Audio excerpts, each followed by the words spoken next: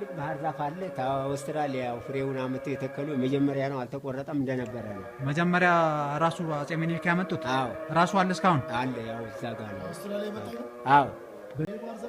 አዎ አንዱ እሱ አንዱ በውጭ ነው በዛ ስንዞር ታውታላችሁ እንግዲህ እስቲ ንገሩን ይሄ ከአውስትራሊያ ያው ፍሬውን አመጣው የተከሉ መጀመሪያ ነው አልተቆረጠም ያው እንደነበረ ነው ራሱ ይሄ መጀመሪያ አጼ ምኒልክ ያመጡት ዛፍ ነው ይሄ አዎ እና እስር አንድ ዕቃ ቤት አለ በስትጨርሱ በዛው ስንት ባህር ዛፍ አለ አሁን በሳቸው ሁለት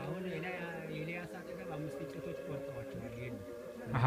አሁን ይሄ አንዱ ይሄ ነው አንዱ ውጪ ነው እስቲ መጀመሪያ ነው እዚች ጋር ሆነው ይሄኛው በጣም ታሪካዊ ስለሆነ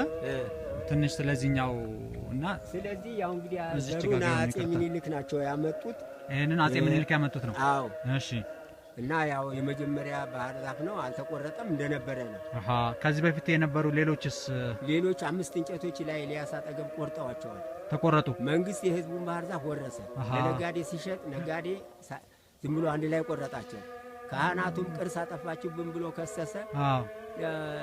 ቤተክርስቲያን በደም ውስጥ ምን አገባታሉ ያወሰዱ አሁን የቱ አካባቢ ነው ኤልያስ አጠገብ ማለት ነው ላይ ራጉኤል የነበረበት አዎ ራጉኤልን አሁን መርካቶ ወስደዋል አሁን ቤተክርስቲያኑ ኤልያስ አለበት አሁን ስንት ቀርተዋል እንደዚህ በቃ እዚህ አካባቢ እነዚህ ሁለቱ ብቻ ናቸው አንዱ ያው በውጪ ነው በዛ ጋር ስንዞር ታዩታላችሁ አንደኛው ይሄ ነው አንዱ ይሄ ነው እሺ